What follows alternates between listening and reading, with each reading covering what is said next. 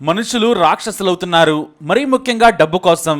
ఈ సమాజం భవిష్యత్తులో ఎలా మారబోతుందో అనేది చెప్పడానికి హైదరాబాద్లో జరిగిన ఈ ఒక్క ఘటన చాలు. ఎవడిని నమ్మాలి, ఎవడిని నమ్మొద్దనేది సామాన్యులకు, మంచివారికి అర్థం కావడం లేదు. ఎందుకంటే రాక్షసుడు మనతోటే నవ్వుతూ ఉన్నా మనం అర్థం చేసుకోలేం. దానికి కారణం మనకు దివ్య దృష్టి లేదు కదా. మొత్తం నాశనం అయ్యాక వాడు అలాంటి వాడా అని తెలిసి బాధపడటం తప్ప చేసేది ఏమీ ఉండదు. ఓ తండ్రి కన్న కొడుకు మరణంపై చేసిన పరిశోధనలో చివరకు ఊహించిందే నిజమైంది. కానీ ఆయన కలలో కూడా ఊహించిన ఘటన నేటికి ఆ తండ్రి గుండెలను పిండేస్తోంది. నెల్లూరు జిల్లా కావల్లోని జనతాపేటలో ఉంటారు మద్దసాని ప్రకాశం. ఇతను బంగారం వ్యాపారం చేస్తుంటాడు. ప్రకాశంకు ఇంజనీరింగ్ పూర్తి చేసిన 25 ఏళ్ల కొడుకు యశ్వంత్ ఉన్నాడు. కూతురు అమూల్యకు పెళ్లైంది. ఈ అమూల్యకు నెల్లూరులోని సత్యవోలు అగ్రహారం కొండాపురం మండలానికి చెందిన గోగుల శ్రీకాంత్తో పెళ్లి చేశారు.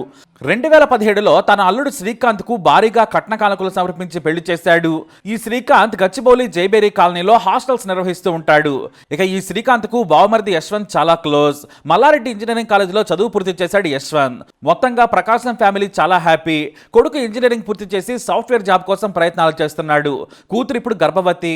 అల్లుడు వ్యాపారం చేసుకుంటూ ఉన్నాడు. అంతా బాగానే ఉంది. కానీ తెర వెనుక అల్లుడు గోగుల శ్రీకాంత్ మనస్తత్వం చాలా ప్రమాదకరమని ఎవ్వరూ ఊహించలేకపోయారు. ఇతను ఆన్లైన్ గేమ్లకు అలవాటు పడ్డాడు. మరీ ముఖ్యంగా కాక్ ఫైట్ పై బెట్టింగ్లు పెట్టేవాడు. ఇక హాస్టల్ నిర్వహిస్తూ నిత్యం మద్యం తాగుతూ గేమ్స్ కు కూడా బానిసయ్యాడు. తీవ్రంగా అప్పులు చేశాడు. ఎంతలా అంటే 4 కోట్లకు నిండా మునిగాడు. అప్పుల వాళ్ళేమో వెంటపడుతున్నారు. ఇక బెట్టింగ్ ఏమో ఆగిపోయింది.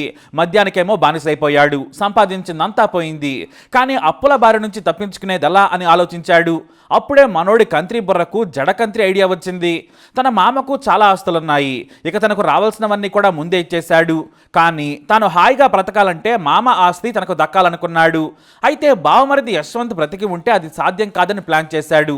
బావమరిది లేకుంటే మొత్తం ఆస్తి నాదే, తన అత్తమామలకు దిక్కు కూడా నేనని అనుకున్నాడు నీచుడు శ్రీకాంత్. దీంతో పక్కాగా స్కెచ్ చేశాడు. అయితే అందుకోసం ముందుగానే కొన్ని ప్లాన్స్ని అమలుపరిచాడు.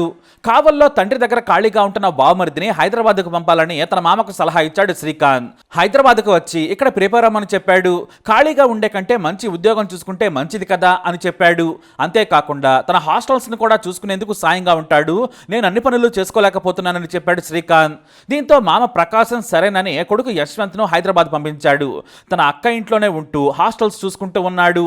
ఉద్యోగానికి కూడా ప్రిపేర్ అవుతున్నాడు. ఇక సరిగ్గా అవకాశం అంది వచ్చింది. శ్రీకాంత్ భార్య అమూల్య గర్భవతి. దీంతో ఆమె డెలివరీ కోసం తన పుట్టింటికి వెళ్ళింది. హైదరాబాద్లోని తన బావ పేయింగ్ హాస్టల్లో ఉంటున్నాడు యశ్వంత్. అక్కడే భోజనం చేస్తూ ఒక గదిలో ఉంటున్నాడు. హాస్టల్స్ వ్యవహారాలను కూడా చూసుకుంటున్నాడు. ఇక తన భార్య కూడా లేకపోవడంతో బావమరిదిని చంపడానికి ఇదే మంచి సమయం అనుకున్నాడు. తన బావమరిది గురించి చెడుగా మామకు చెప్పడం మొదలుపెట్టాడు శ్రీకాంత్. యశ్వంత్ మద్యానికి అలవాటు పడ్డాడు. గంజాయి పిలుస్తున్నాడు. తాను చెప్పినా వినడం లేదు. మీరేం అతన్ని బెదిరించకండి, నేనే చూసుకుంటానని మెల్లిగా కొడుకు దారి తప్పాడని అతని తండ్రి ప్రకాశంకు అబద్ధాలు చెప్పడం మొదలుపెట్టాడు. ఆ తర్వాత ఇక హత్యకు ప్లాన్ చేసి ఆత్మహత్యగా చిత్రీకరించేందుకు బ్యాక్గ్రౌండ్ వర్క్ ప్రిపేర్ చేసుకున్నాడు. ఆత్మహత్య చేసుకున్నాడంటే నమ్మేలా కథలు చెప్పి యశ్వంత్ తల్లిదండ్రులను ఆందోళనకు గురయ్యేలా చేశాడు. తమ కొడుకు దారి తప్పుతాడేమోనన్న బెంగ వారికి మొదలైంది. తన భార్య పురుడు కోసం పుట్టింటికి వెళ్లడంతో ఎంత మంచి సమయం దొరకదనుకున్నాడు. యశ్వంత్ని చంపేయాలని నిర్ణయించుకున్నాడు. అయితే ఎవరిని సంప్రదించాలని ఆలోచించాడు. చివరకు తన దగ్గరే కుక్కుగా పనిచేస్తున్న కర్ణాటకకు చెందిన ఆనంద్ను సంప్రదించాడు. నీకు 10 లక్షల సుపారీ ఇస్తాను, ఆ తర్వాత కూడా నేను సాయం చేస్తాను, నా బావమరిదిని చంపేందుకు సహకరించాలన్నాడు. అతను కూడా సరేనన్నాడు. అయితే ఈ ఆనంద్ తనకు స్నేహితుడైన కడప జిల్లా కాస్లపాడుకు చెందిన అంబటి వెంకటేష్కి విషయం చెప్పాడు. అతను కూడా సరేనన్నాడు. 10 లక్షల సుపారీకి చంపేందుకు రంగం సిద్ధం చేశారు. అంతకు ముందు నుంచే హాస్టల్లోని సీసీ కెమెరాలన్నింటినీ కూడా ఆఫ్ చేశారు. సెప్టెంబర్ 2న అర్ధరాత్రి శ్రీకాంత్ పడుకున్న గదిలోకి రాత్రి 1 గంటకు వెళ్లారు. గాఢ నిద్రలో ఉన్న యశ్వంత్ మెడకు అతని అక్క చున్నీనే బిగించి ఊపిరాడకుండా చేశారు. కానీ 25 ఏళ్ల యశ్వంత్ బలంగానే పోరాడాడు. మెడ నుంచి చున్నీ తీసుకునేందుకు గట్టిగా పెనుగులాడాడు. ఈ క్రమంలో కాసేపు గట్టి పోరాటమే చేశాడు. కానీ 3 మనుషులు దారుణంగా చంపేశారు. ఆ తర్వాత అదే చున్నీతో ఫ్యాన్కు మృతదేహాన్ని వేలాడదీశారు. అలా యశ్వంత్ని చంపేశారు. ఇక కాసేపటి తర్వాత హంతకులిద్దరూ కిచెన్లోకి వెళ్లిపోయాక గట్టిగా అరిచాడు శ్రీకాంత్. హాస్టల్లో ఉండే పక్కన ఉన్న 2 కుర్రాళ్లను పిలిచి మా బావమరిది ఆత్మహత్య చేసుకున్నాడని ఫ్యాన్కు ఉన్న మృతదేహాన్ని కిందకు దించేందుకు సాయం తీసుకున్నాడు. ఆ తర్వాత రోధిస్తూ రాత్రి 1 గంటకు తమ మామ ప్రకాశంకు కాల్ చేశాడు. యశ్వంత్ ఆత్మహత్య ఆత్మహత్య చేసుకున్నాడు. నేను బయటకు వచ్చేసరికి ఫ్యాన్ కు వేలాడుతూ ఉన్నాడు. పక్క గదుల్లో ఉండే పిల్లలతో కలిసి మృతదేహాన్ని కిందకు దించానని చెప్పాడు. దీంతో వాళ్ళు రోధించారు. అయితే ఇక్కడే చాలా తెలివిగా వ్యవహరించాడు శ్రీకాంత్. నేను పోలీసులకు ఫిర్యాదు చేయడం లేదు. హాస్టల్ గదిలో ఆత్మహత్య చేసుకున్నాడంటే పోలీసులు విచారణ పేరుతో సీజ్ చేస్తారు. నా వ్యాపారం దెబ్బతింటుందని చెప్పాడు శ్రీకాంత్. అల్లుడి జీవితాన్ని ఎందుకు నాశనం చెయ్యాలి అనుకున్న ప్రకాశం సరేనన్నాడు. మీరు కూడా పోలీసులకు ఫిర్యాదు చేయొద్దని చెప్పాడు. కుటుంబ సభ్యులు అందుకు ఒప్పుకున్నారు. రాత్రికి రాత్రే మృతదేహాన్ని అంబులెన్స్ లో కావలి తీసుకెళ్లాడు శ్రీకాంత్. అక్కడ అందరూ రోధించారు. అయితే ఆలస్యమైతే పోలీసులు వచ్చి పోస్ట్ మార్టం చేయాలంటారేమోనని అంత్యక్రియలు చేసేందుకు తొందర పెట్టాడు. ఇక ప్రకాశం కుటుంబ సభ్యుల ఆచారం ప్రకారం మృతదేహాన్ని పూడ్చిపెడతారు. కానీ శ్రీకాంత్ అలా చేయనివ్వలేదు. యశ్వంత్ను పూడ్చిపెడితే మనకు జ్ఞాపకాలు వెంటాడుతాయి. ఆ బాధ నుంచి మనం తట్టుకోవడం కష్టం. పదే పదే అక్కడికి వెళతాం కాబట్టి దహనం చేద్దామన్నాడు. బాధలో ఉన్న ప్రకాశం మీ ఇష్టమని చెప్పాడు. చివరకు 3వ తేదీనే దహన సంస్కారాలు చేయించాడు. పక్కాగా యశ్వంత్ అంత్యక్రియల వరకు అన్ని సినిమా స్క్రిప్ట్ కంటే బలంగా చేశాడు శ్రీకాంత్. కానీ మరంతైనా ప్రొఫెషనల్ కిల్లర్ కాదు కదా. కంగారుగా మాట్లాడటం, తన భార్యకు ఏదేదో చెప్పడం చేశాడు. అయితే అమూల్యకు తన తమ్ముడి శరీరంపై గాయాలు కనిపించాయి. వేలి గోళ్లు గీసుకుపోయాయి. మెడ చుట్టూ నల్లగా మారింది. గొంతు దగ్గర చర్మం చిట్లిపోయింది. కానీ ఉరేసుకున్నాడు కాబట్టి మెడ దగ్గర అలా గాయం ఉండొచ్చు అనుకుంది. కానీ మెడ చుట్టూ గోటి గాయాలు ఎందుకున్నాయి? చేతుల మీద కూడా గాయాలున్నాయి. మణికట్టు దగ్గర కూడా నల్లగా మారింది.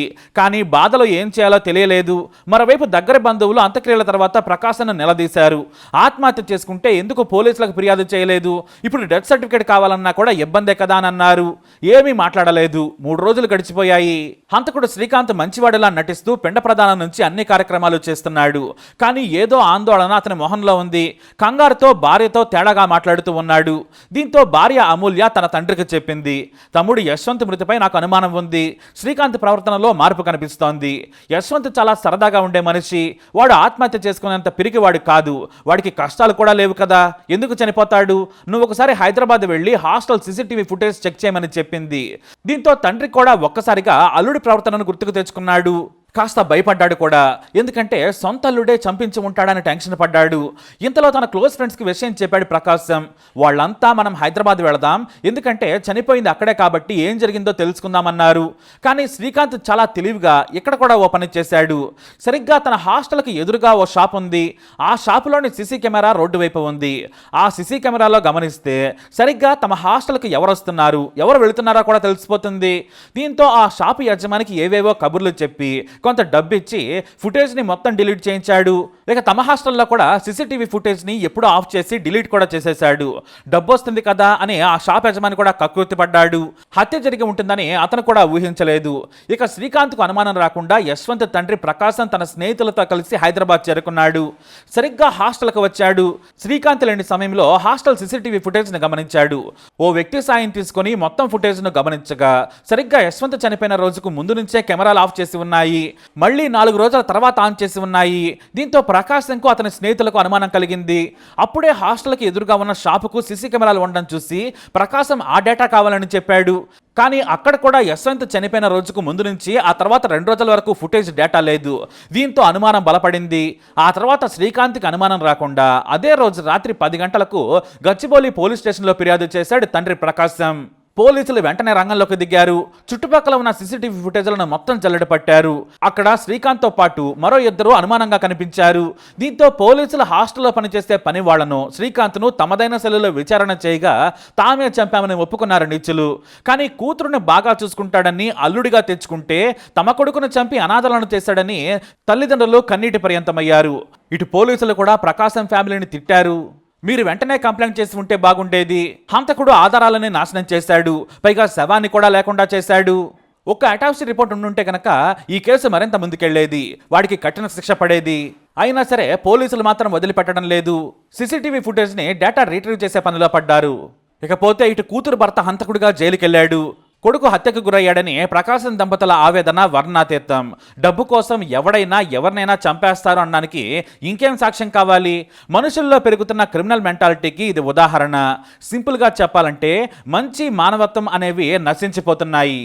మరి ఈ కేసులో శ్రీకాంత్కి ఎలాంటి శిక్ష పడాలి? మీ అభిప్రాయాన్ని కమెంట్ ద్వారా తెలియజేయండి. ఈ వీడియో అప్డేట్స్ కోసం మై ఛానల్ ఫాలో అవ్వండి. అలాగే తప్పకుండా సబ్స్క్రైబ్ చేసుకోండి.